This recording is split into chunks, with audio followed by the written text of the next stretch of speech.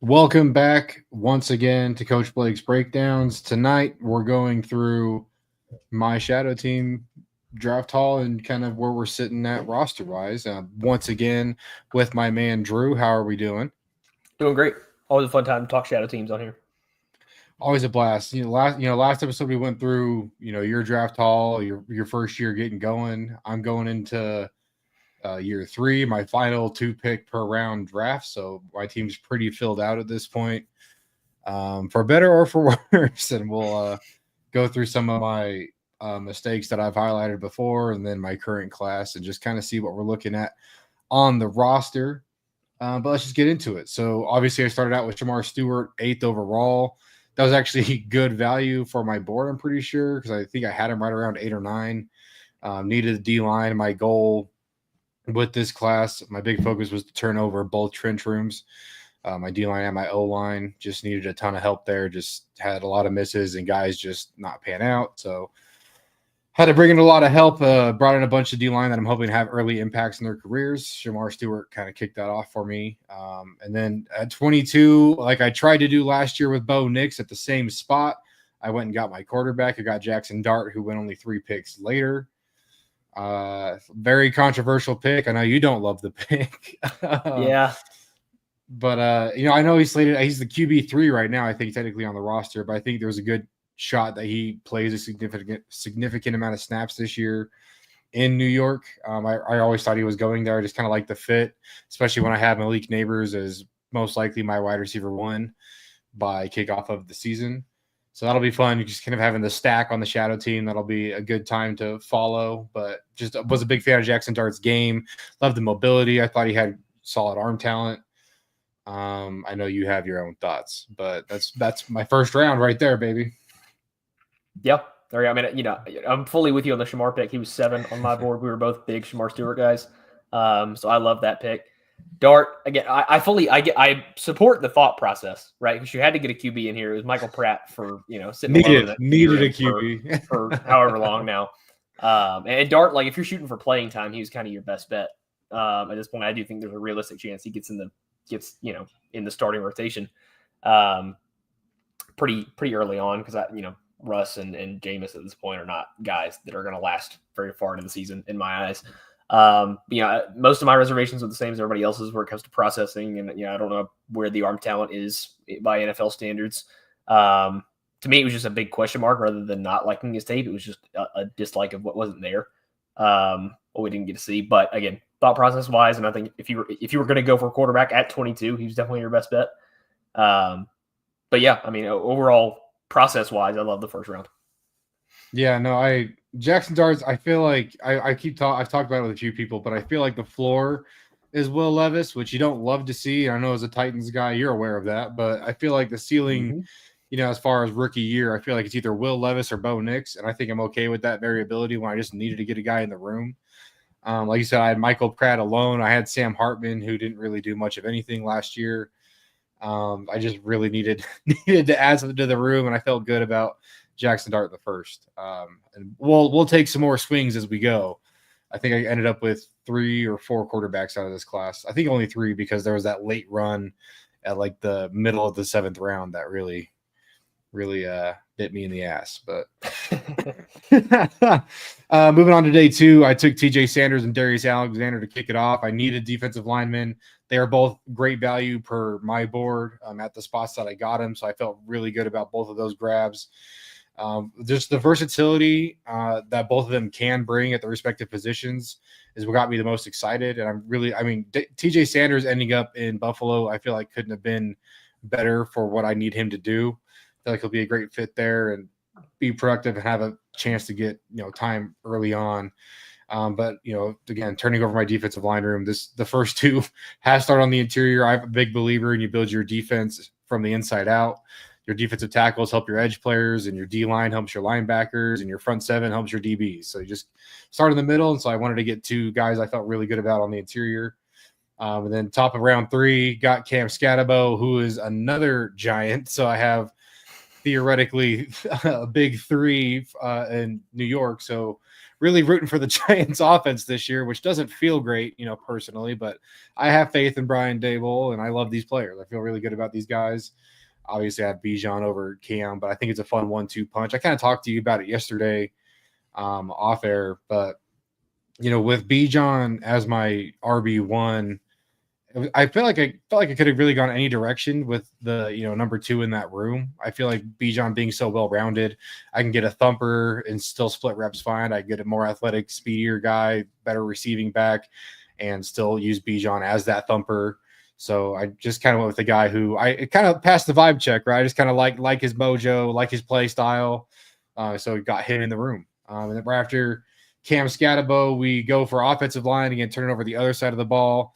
I went with Wyatt Milam, who some people believe has 5-position flexibility. I don't know if I love that aspect of him, and I also don't know how much I love him at tackle. But that versatility and just kind of the solid floor that I feel like he brings with him, I just like getting him, especially in the back end of the third round, onto the team in the offensive line room.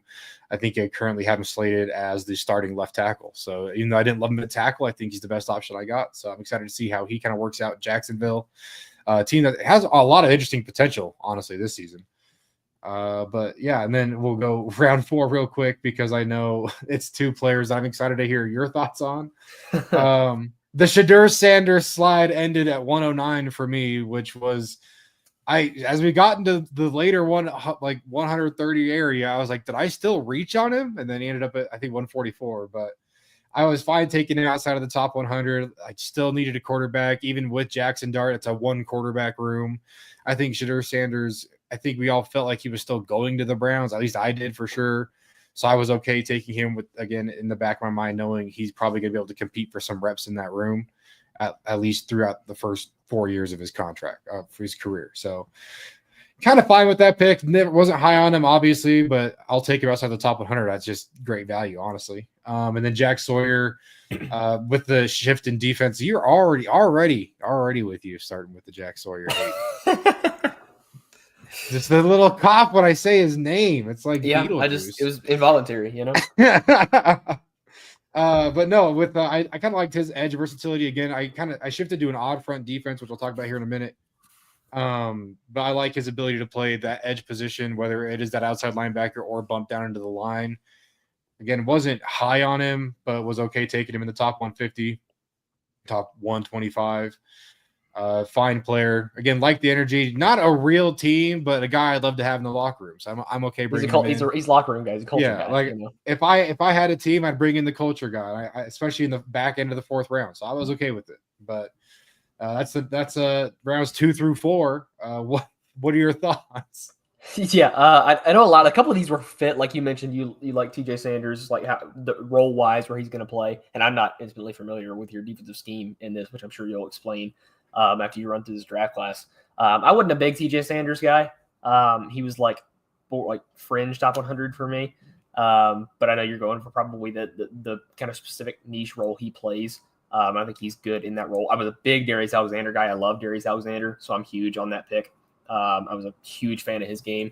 Scatabo, I might have waited a little bit longer on running back just because, like you mentioned, with Bijan, there's so much versatility, and this running back class was so deep that you can kind of go wherever on running back. But, I mean, if you're going to go with one, I had Scatabo in that range. I think he's just as good as any of the other options that went around that third round-ish area. I love the value for Milam. I had him earlier than that.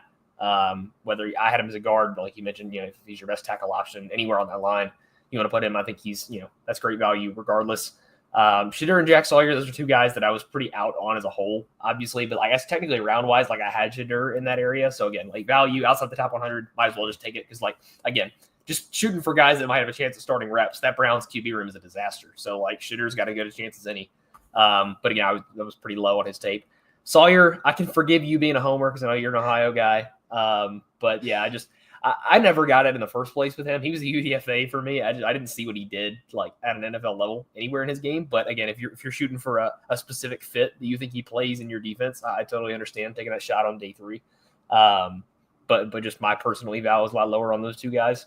But I think we had a lot of overlap towards your later day 3. So I'm excited to get into that. Oh, for sure. And I think my 4th round really embodies how I feel about the 4th round. I feel like I didn't get the traitsy guys that I always talk about kind of ended in that box, but just guys that were either good value. Like Shadur was screaming at me for a long time just to go get because he had slid so far, and I was like, no, if he potentially makes it out of the top 100, I'll think about it, and he did. So I just went and got it, like kind of like we both talked about already, but just felt like that was a fine grab there. It's funny enough, like at 72, I was stuck between Scatabo and Milam, and it was because I was a big Scatabo guy. That was a great value spot for him per my board, and I knew I already had Bijan, and I was kind of. But then I remember last season, Bijan actually had, over the last couple of years, actually, he has a few, weeks where he'll just vanish, and or injuries pop up, and just kind of being able to get a guy to bring in who I feel confident is going to just be able to find a role. I wasn't worried about what team he landed on.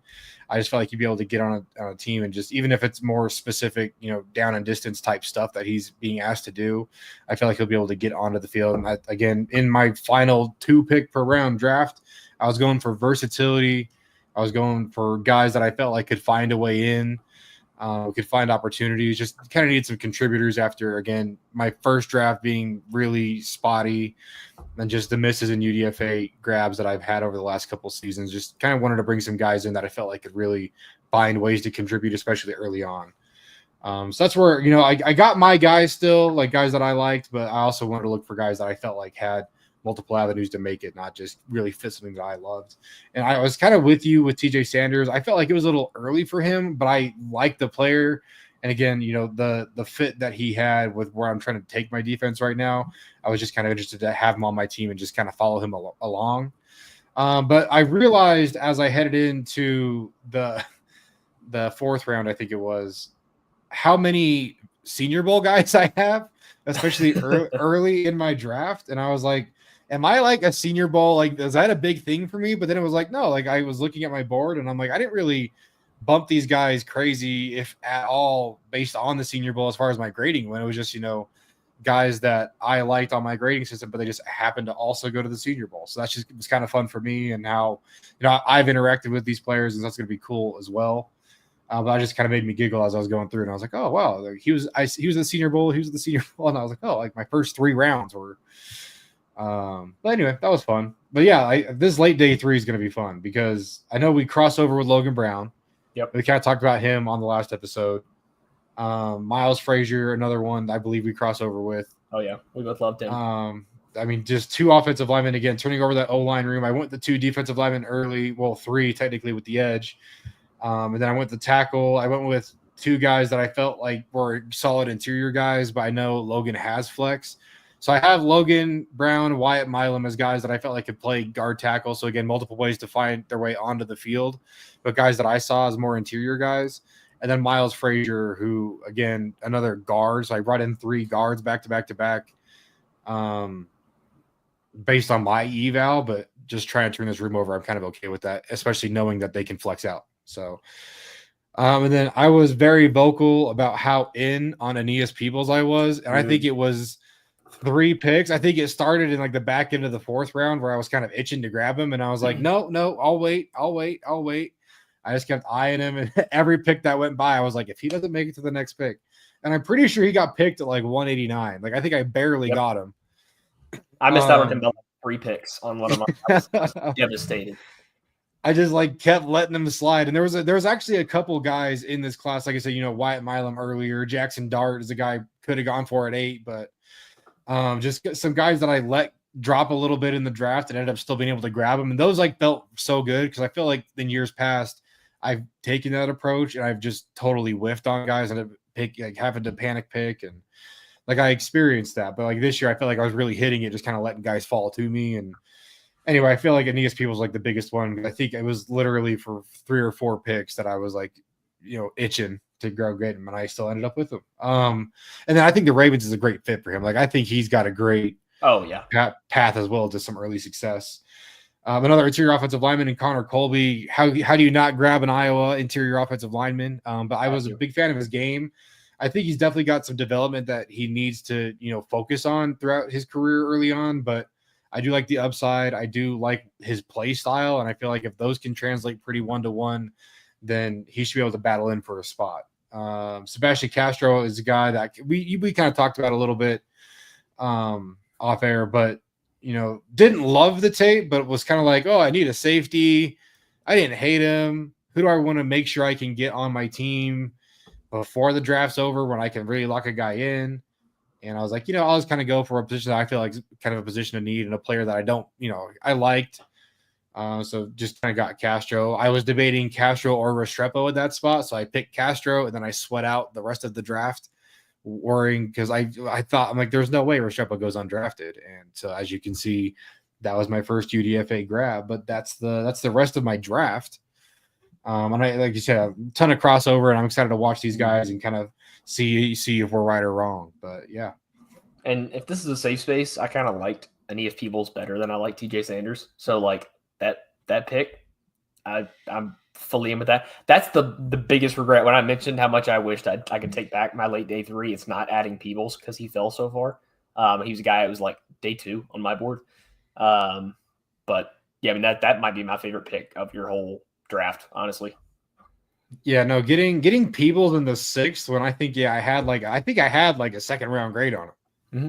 And I just kind of let him fall, and there was some good value early on, and again, like D-line was a need. Like I was looking for D-lineman, and I still kind of let him slide. And so I really feel like I won that one, and then I got him on, and then the draft went on. And the more I just kind of looked at that pick, I was like, I feel like I really won that one. That feels like a big, like if that guy pans out, that's going to be a big GM win for me. Like in kind of in my mind, where you wait until you get appropriate value on him and you grab him kind of in line with where the NFL valued him, and that just those kind of picks make me feel really good. Like I have a good process, whether the NFL is right or wrong. At least I'm in line with the NFL. But yeah, no, I'm excited. I feel like like I said, I did a lot to turn over both of my trench rooms with players that I do like a lot, opposed to some of the guys that I had in there previously or were I just kind of grabbed because like I've mentioned before, I kind of bought into media hype or he was just good value on my board and I didn't really love the player. And this year I kind of wanted to focus on getting my guys, and that's where I have my legendary undrafted free agent class because I learned I was shorting myself UDFA picks in past years. And so I used this year to make it up. So now I'm all caught up on my UDFAs. It just kind of a bulk of them was this year, but I just keep telling myself, this is my final 2 pick per round draft. This is like the last draft before I hit the big leagues. And I'm like, I really have a team that I'm working with to build. And so I wanted to bring in a bunch of camp buys. We're going to battle it out to see who can make this roster for the big push. It's a bar fight for roster spots on this team. Oh, it is. It's gonna be fun. I mean, you can just already see the rookies that I already have kind of slated preseason wise on the roster that we'll go through here in a minute. But you'll see like my practice squad list, and like I was telling Drew, I'm gonna have to cut 15 guys off this list. And the way I run my shadow team, when I cut a player, I can't go pick that player back up. And again, there's no free agency with shadow teams, so if a player gets cut, he's just gone. So I have to really go through the summer, and I'm excited to put myself through that process, even though it's not as intense as it sounds. I'm not with a team again, but it'll be fun to kind of keep up with OT. Like it was fun to keep up with OTAs. It'll be fun to watch team camps, and like this makes the shadow team stuff makes preseason games so fun because you get to like see how your players are going to be utilized, if they're getting reps, or maybe you have a surprise guy that's not getting reps but is healthy, which shows that he's probably a more meaningful player on that team. And anyway, I'm pumped, to be honest. But let's get into this UDFA class. Like I said, I started out with Xavier Restrepo, receiver out of Miami. Went right back to the D-line with Luke Kandra, right back to the O-line, the D-line with Thor Griffith and Jaw Joyner. Got Tommy Hill, just trying to round out this cornerback room that I have. And I was a big fan of Tommy Hill. I thought he played long and physical like I like in my corners, kind of a fun UDFA shot for me. Eli Cox, another offensive lineman, just keep bringing in guards and centers and try and figure out this interior. I guess I didn't. Anyway, RJ Oben, who was a summer scouting crush of mine last year, when he just went undrafted. I still like the film. I think there's potential. I know he kind of fell off last year, but fine getting him in and watching him work. I think he actually ended up in Kansas City, that'll be fun to watch him develop in that room. I could be wrong there though. And Holland Pierce ending up in Philly makes me so happy. I know we already talked about this, but grabbing him and then watching him land there, I'm so excited to watch him go. And he's a guy that I might have to stash. I might have a O-line heavy practice squad with just how many of the offensive linemen I ended up grabbing that I kind of want to watch develop and I feel good about long term. But we'll see how it goes. Nick Nash, the Triple Crown winner, I believe, the FBS Triple Crown winner, went undrafted, and I'd be lying to you if I said I didn't grab him because of that. Obviously, the film was fun. He's an explosive athlete, plays really well vertically. Don't really know what his ceiling is in the NFL, but when the Triple Crown guy goes undrafted and you're bringing a big class in anyway, bring him in. I've talked about all the time. my receiver room's already kind of busy, but getting him and Restrepo into the back end of that room right now feels really good. So kind of bad. Zy Alexander, just another corner that I like, just watching his tape, just a guy that I crushed on throughout the process. You got to bring those guys in my opinion. Same thing with Caden Prieskorn. I know we talked about him yesterday, so I won't stick on it, but just another guy, obviously with Jackson Dart. But just whenever I was watching that Ole Miss film, it was just he would show up and was a very reliable target, solid hands, just a fun tight end. So got to bring that guy in to this very shallow tight end room of mine. Sean Dolak, again, trying to round out this linebacker room of mine. Fun pick. I really am a big fan of Buffalo linebackers. I think they do a great job developing those guys there. I think he's very cerebral. I think he's very obviously smart player. I feel like he's going to make a team. He's going to be at worst a special teamer. Just excited to have him in the building, Nazir Stackhouse, another defensive lineman. Got to stack up that interior. And like I said, class is huge, but outside of here is really just another linebacker, some DB help. Corey Kiner, kind of a sneaky UDFA pick as I was going through the list. I love Seth Hennigan, another quarterback. Just that drive in the Senior Bowl, the game on Saturday. Another Senior Bowl guy, but man, that just stuck in my brain, and I just like he's very, very consistent player, not a high ceiling guy, decent floor, but just like just a guy to round out this room that has nobody in it. But yeah, outside of that, just more D-line help, O-line help, some tight end help, just really trying to round out this roster in this final year, just kind of address where I felt like I was either shallow or had a need at the position. So that's where I ended up, like I said, going with a bigger class. I just used it to really fill out where I felt like that was kind of soft. So, but yeah, that's the long laundry list of UDFAs you brought in this year. Yeah, it's funny too. Every time I go back to like how kind of different fundamentally our processes are, but how similar our outcomes end up being. Because we had a lot of overlap in our UDFA class as much as we did like our late day 3 too. And obviously you had, a couple more spots than I did, but like you had a couple guys that would have been my first ones out, that were like guys that if I'd had an extra 3 spots or whatever, like Oben and Jabbar Muhammad were the first 2 out for me. Like those guys both would have been on my list. I like, Zy Alexander was another guy who I had my eye on. Cantor was another guy I was looking at. Like it's all very, very similar lists right here. So it's always funny seeing, 2 people who are pretty fundamentally different, stylistically as evaluators, but we end up going after the same guys in an exercise like this. No, it is good. That's again, that's some of the fun. You get to see who you kind of align with, and like you said, we value a lot of different things, but somehow we end up liking the same players, which is fun to kind of watch the difference in our processes. But it's a good time because I feel like it's interesting how we get to the same place a lot of the time, but just differently. But then, like you said, this is my practice squad. I looked up the actual rules for practice squads, which apparently is super convoluted. But the short of it is you get a maximum of 16 players of any position, but you need a minimum of 10 rookies or second-year players on your practice squad. So obviously, small team, a small group of veterans going into it, which is all these limited information guys. I did cut one guy who just isn't in the league.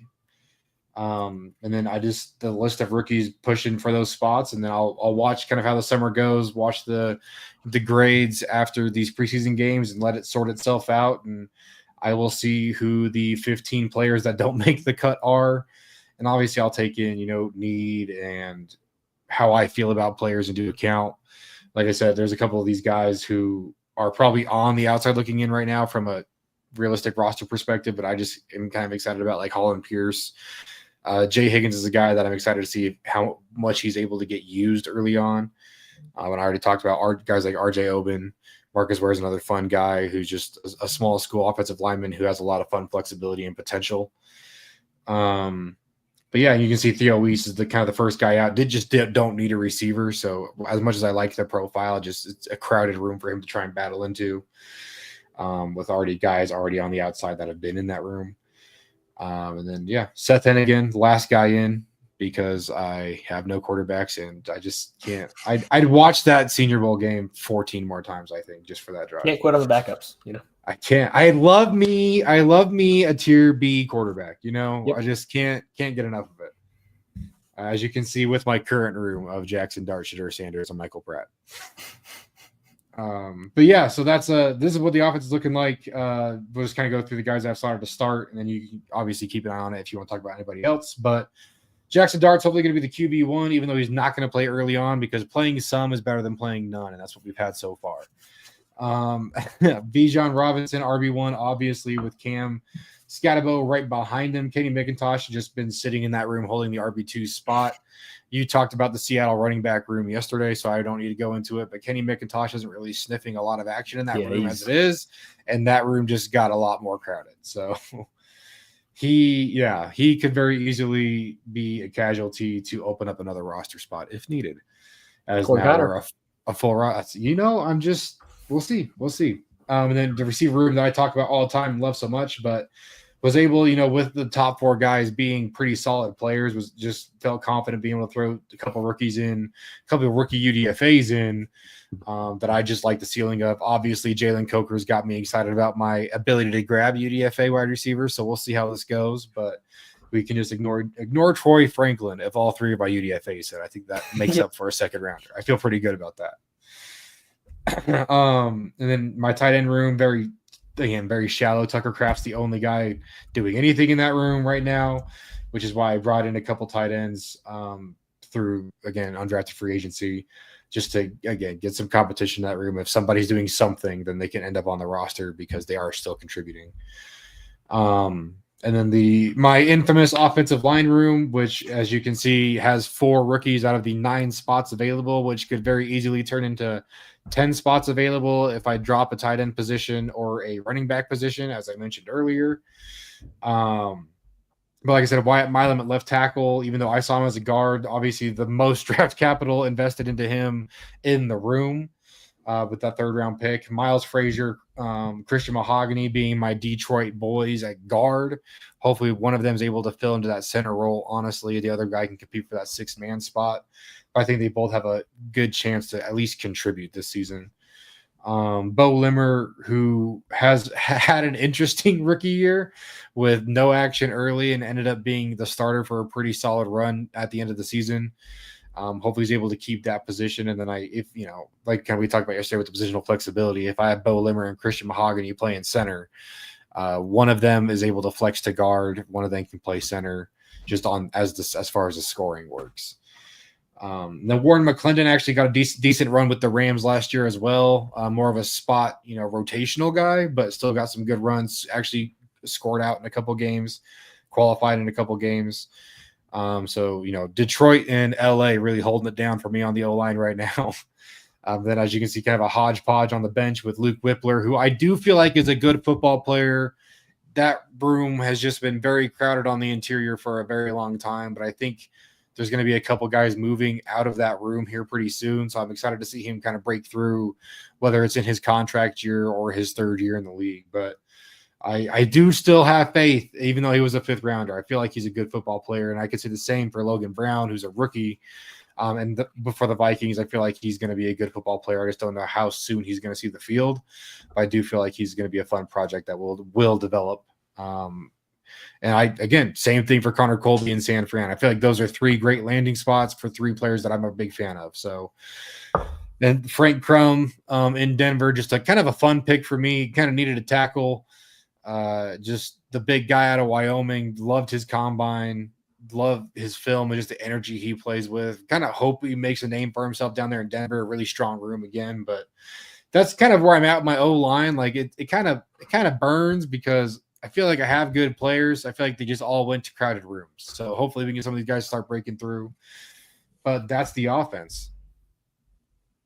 Yeah, there we go. I mean, it's a little bit tougher for me going back to these players. You got 1 and 2 years because this is my first year really getting like actual depth on a board, and really my first year I felt comfortable being like a full evaluator. So I probably can't speak to all of these players, but it is, again, it's really funny for the offensive line trench guy to have the trenches be the weak point and have just like an unbelievably stacked skill group all over the place. But yeah, I mean, as far as building through like late picks and UDFA's goes, I think there's clearly some hits all over the place. That's where I think this exercise is the most fun, is seeing how you can hit on those really late low investment picks. And Bo Limmer's the big question right now. But yeah, throughout that whole room looks really solid to me. The quarterback thing, we'll butt heads on Jackson Dart too, but we already went through that whole thing. But I mean, yeah, the receiver room is stacked. I think the offensive line is the big question right now, which I know you I don't have to tell you about that. I'm sure you think about it every night. What this room Can't looks sleep. like. Haven't slept in 3 years. It is really funny too, though, where you see like how we see through real NFL teams where like you have to invest just valuable draft capital to make a good offensive line, and now that translates into this exercise as well, where if you kind of kick the can down the road and only invest late capital, it's hard to hit late on trench guys, especially on the offensive side of the ball. Yeah, no, it's funny. Like you said, like I like to think that I'm an O-line centric, football guy.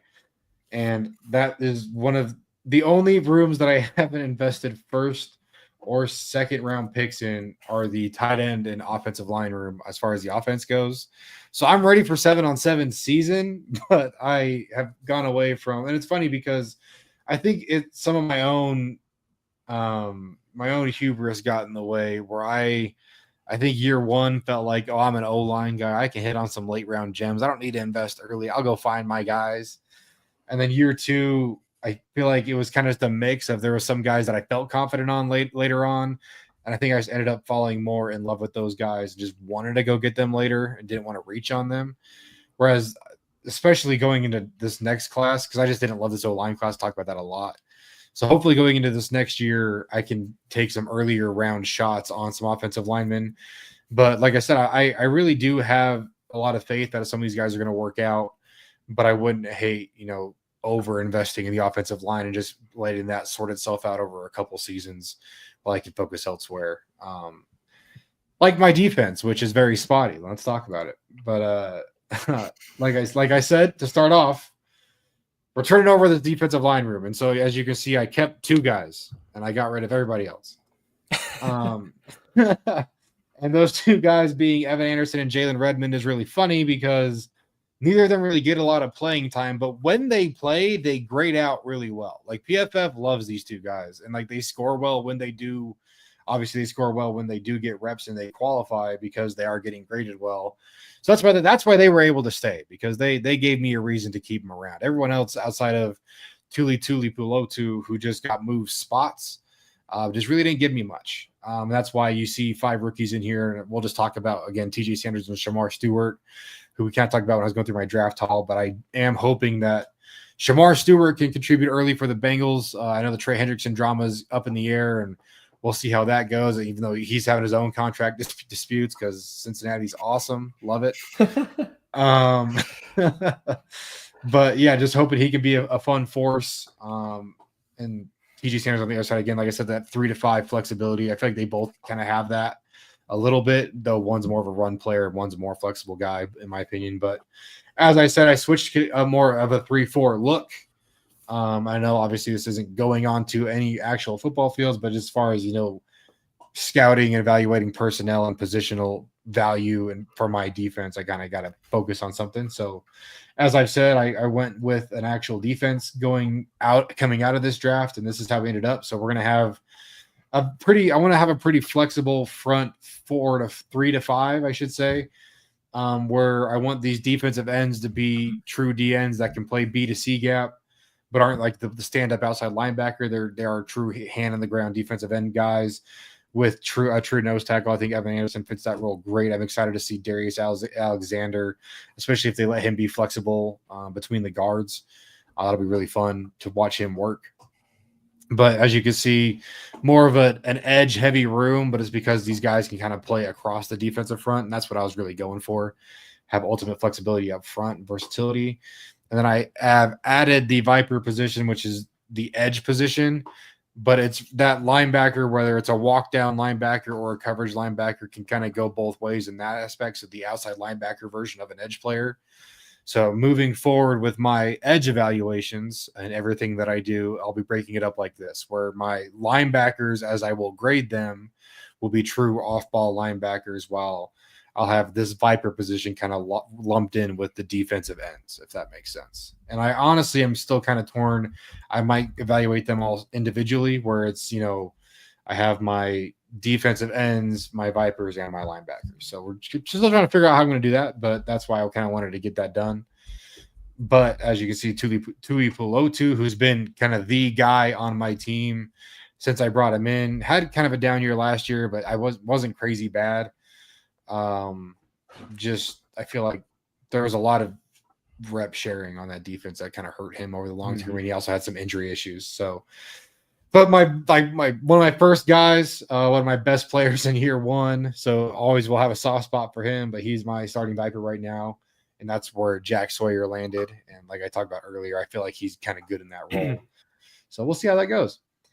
But moving to my off-ball linebackers, I have Peyton Wilson and Ivan Pace Jr. coming back. I did draft Ivan Pace Jr. in the 6th round, even though he went undrafted, and I don't regret that at all. Another great late hit, in my opinion. And then Peyton Wilson actually didn't get any reps at the beginning of the season last year as a rookie, and as the season went on, got a lot more run, got a lot more, just a lot more playing time, but it was very situational. But he ended up almost, I think they both barely missed qualifying. Ivan Pace with his injury issues and Peyton Wilson just with a late start. But I think, next year they're both going to be very big contributors for their respective defenses. And so I feel really good about that room. As I said, just kind of bringing in some late round linebackers, trying to fill out the back end of it, where Cam Jones, I feel like will have a bigger role next year. He got a ton of reps in that week 18 game against the Broncos. I think he started that game. But so anyway, and then moving to corner, I have my 2 perimeter corners and Quinyon Mitchell and Cam Smith, and I have Cooper DeJean playing my devil position, which is just that nickel corner safety flex player, as the other flex spot in my 3-4 defense. So that's an outside linebacker, but it's more of a coverage outside linebacker nickel player, which is why Cooper DeJean's in that role. As you can see, I got, rookie Kobe Bryant in there. I talked about how I feel like he's a great guy to just have on this defense. I feel like he's a pretty flexible player, very physical player, just fits everything I love about DBs. Got drafted him in the 7th round, even though I believe he also went undrafted. So that's going to be another fun one to watch. And then wrap this up with Jaden Hicks and Sebastian Castro as my safeties. My safety room is very scary still, but hopefully Jaden Hicks gets some run this year. But that is the defense, and that felt really long-winded, but here we are. Yes, it's funny that I guess the D-line being very, very young, maybe that's why you say it, but like calling the defense suspect, I love the defense a lot more than I like the offense. It helps that I was a big fan of a lot of the rookies you brought in. I was a big Shamar Stewart guy, big Darius Alexander guy, big Aeneas Peoples guy, so obviously I'm going to be a little bit higher on them too. But like if you cover up that Jack Sawyer name in the Viper group, like I was huge on all 3 of the guys in that group. I was a big Tuipulotu guy. I loved Adisa Isaac. I loved Austin Booker. I know some of those guys haven't been quite, lived up to quite as much as we wanted them to be so far, but like I was a huge fan of those guys in the whole draft process. Obviously the linebacker room is high quality. The corner room is potentially your best behind receiver to me, talent wise on this whole group. I thought Jaden Hicks, again, pretty limited reps, but I thought he was outstanding in the reps that he did get for Kansas City last year. So, obviously the depth at safety is concerning, but if you're going to be your only safety guy, I thought he's been pretty awesome so far.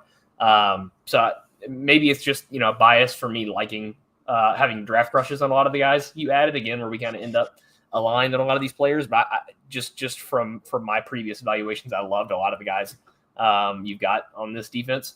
And I think you've got the right building blocks in the right places to me. I think the spots that are weak are the spots that are easy to fix to me right now. Well, and that's how I ended up in this scheme, is where I felt like my defensive line room was just weird. Like I felt like I had a weird mix of bodies in there, which is why I kind of went with this. Hey, let's turn some of you into outside linebacker, like actual outside linebackers, and move some of you to, flexible defensive end style players. And it really made the rooms feel a lot better, obviously, because I really leaned into that with this draft class, bringing those 5 guys into the room. And I feel like I injected youth into the right spots where, again, I just kind of getting some depth in linebacker spots with Jack Sawyer, and some of the other rookies I brought in, as far as UDFAs go, and just to try and make sure we can solidify those rooms. But this, like you said, the Viper room, I feel like has the most upside of probably my entire defense. It's just we haven't really seen a lot of these players get any run, as far as, Isaac and Booker, and then Thule, like I said. The Chargers under Brandon Staley, I feel like he was really working into a good role. And then with the shift in leadership there, I'm very concerned to see kind of where his career goes. I feel like he may sign a second contract and not in LA, but we'll see how that goes, just based on how his usage went last year. Excited to see. I think Booker was another one of those players that started picking up late in the season, so I'm interested to see whether they get another new regime, if he gets some run. And I think Jack Sawyer is a very Steelers player, so that pick felt great to me, where I'm like, the Steelers are going to love this kid. But yeah, I mean, having Jack Sawyer and Peyton Wilson, I feel like I can have a couple of young guys that can be the core of that defense moving forward as it gets a little older. But as you said, I mean, this cornerback room, like, I don't know how it came together, a trench guy, but my wide receiver and corner rooms feel very good. Antonio Johnson's a tough guy to have on this roster. And like I said, Cam Smith, the second round guy, that my second round bust, who's done nothing so far in his career, but I feel like is a good football player. But again, guys like Kobe Bryant, a guy like Dwight McGlothern, who I feel like, even though it was a UDFA, he has really good film out there. Just waiting for him to kind of break into that room.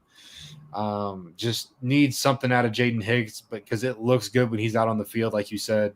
Just need to get him, find some playing time for him. And then we'll see how the safety room goes. But yeah, like you said, I mean, that Viper spot, honestly, my linebacker room and then my perimeter corners all feel really good to me.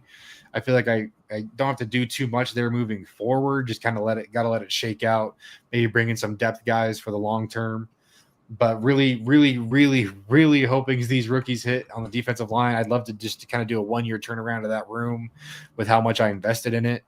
I mean, even outside of the guys that I drafted, I brought in so many UDFA defensive linemen. Like, I really wanted to kind of sort this problem out in 1 year and come into, not this season, but next season, feeling really good about that room outside of this year, feeling like it was a major need. So, but that's how we're looking on the roster. I feel like I said, overall, brought in a lot of young talent this year, obviously, with the massive UDFA class, and really trying to hit on some guys in the draft, just at positions of need.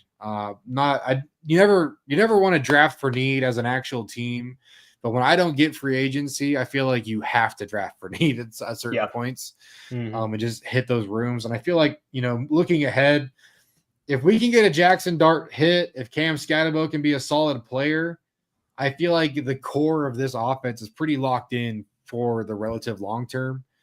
I still keep talking about it. I know I took Jackson Dart at 22, but I will be coming out of the first round with a quarterback in 2026. Like I'm only going to have the one first round pick, but it's going to be a quarterback if there's anything that I can do about it. I've talked about it all the time about how my highest pick ever has been the 5th overall pick. I've never really been in a great position to get a top quarterback, but I feel like I'll be able to get my guy, one of my top quarterbacks, one of the 2 guys that I'm really hoping to bring in. I feel like I can do that in 2026. So between Jackson Dart and one of those guys that bring in next year, I feel like I can feel good about the quarterback room moving forward. And then again, with Bijan back there, feel really good about that, especially with Zach Robinson in Atlanta. Just a great situation for him. And Scatterbo, if he can kind of be in Jackson Dart's pocket and turn into the, a number 2 for Tyrone Tracy over the long term in New York, I feel like that's a great position for my RB2 to be, as far as the committee goes. And then we've talked about this receiver room, but it feels like it's just kind of been too easy to stack talent there for me. I haven't really tried, and I know it's the 2 first round picks and a second, that's 3 UDFAs in there that I feel really good about as well. So that wide receiver room feels really fun. A good balance, like a true balance of talent that's in there. And then just that would really lock up the core of this offense where I can just my offensive picks can just go to offensive linemen and we can just turn over that room next year. But yeah, just really looking through this class when I was evaluating it, when I was kind of wrapped up with my big board, defense was the strength in my opinion. So I just leaned into that, really invested on that side of the ball. Gonna hopefully sort out some depth issues and some just starting level talent issues on that side of the ball. And then coming out 2026, we can hopefully ground out this offense and just honestly be pretty set from a youth perspective as we get into some of these guys hitting their second contracts. So, but yeah, feeling really good about where we're at right now. Yeah. Overall, I mean, it's obviously the kind of dichotomy between where mine's at, just starting out being so bare bones. I don't really have a roster fill out going to this. It's kind of whiplash judging between the two. But yeah, it's bittersweet because it's like there's so many prospects that I loved that I wish I could have had the chance to draft. Like I wish I'd started this earlier. But I started it when I found out about it, so I can't take those back. But I wish I could have done the 23 and 24 drafts like you did. But I mean, I'm excited to see now that you're in the big leagues, or you will be, I guess, after this year. I'm excited to see how your team fares, especially now that we're doing this together. This constant check-ins and kind of going through the whole process together. It'll be fun to see how your squad does. Yeah, no, we broke 30 teams. I think we actually might have gotten to 32 teams in the big league for this season. So I'm interested to see how we're going to break it up, next year for the guys that we have moving up into that league. But I'm interested to see where I land. Yeah, because I built this team and I have experienced the same thing. We're looking back into some of these guys, like guys that I had crushes on looking into past drafts, like Rashawn Slater, Creed Humphrey, especially looking at my offensive line room. I'm like, man, I wish I could have gotten Trey Smith, just some of these guys that have been some of these later hits that I had crushes on when I was watching through the film. And it's just like, would have loved to have that guy. Definitely would have hit on that guy. But again, as it fills out and getting into year 2 feels a lot better already. And like, honestly, year 3 is a lot. Like, I know I brought in a lot of UDFAs, but just really just to make it up. Like, this is where my team's supposed to be volume wise. And like, it's crazy to feel like this is only my 3rd draft. I feel like I still haven't really done much team building and I already have I'm going to have a filled out roster in P squad. So I'm excited to watch your team grow. And that's why I kept saying, when we were talking about your squad, I'm excited to watch it grow and kind of see which direction you take it. Because I let my preference in player really drive my team. And that's why I really wanted to lean into that this year, because in my last couple of drafts, I feel like there's been picks where I've gotten off of that path. So I really just went with hey, he's almost gone. I think he's not even on the roster right now. So he's on the squad, yeah. We've almost made it. Sheesh. Luke Kandra is going to redeem me. Yeah, there you go. We'll never live it down. But yeah, no, it's interesting because I'm gonna try and just focus on my guys and just see where that takes me over my next couple of seasons. But I feel really good about this class, and I think it's because I did that. Where I came out of my previous drafts with just my eye on a couple of players, like I don't feel like that's gonna pan out. I feel like I'll like a lot of these guys until like the outside of the 4th round, because we already talked about the 4th round's a bunch of question marks, but that's what the 4th round's for. It's valuable question marks. But looking at like my UDFAs, I feel really good about them. Looking at my 7th round is kind of like, I love Kobe Bryant, don't love Castro, but really I just feel great about my haul, and I'm excited to see how the summer goes. And I'm excited to check in on your squad, as we come into the preseason and throughout the preseason and see who's getting the snaps, who's grading well, who's getting the snaps and not grading well, who's not getting the snaps, which means, they might be a significant contributor in the regular season. It's always so funny to see some of the guys that get high volume snaps in the preseason grade out really well and then just vanish in the regular season. And it's like, well, you can give him a chance. Like we've seen what he can do. You just let him try. But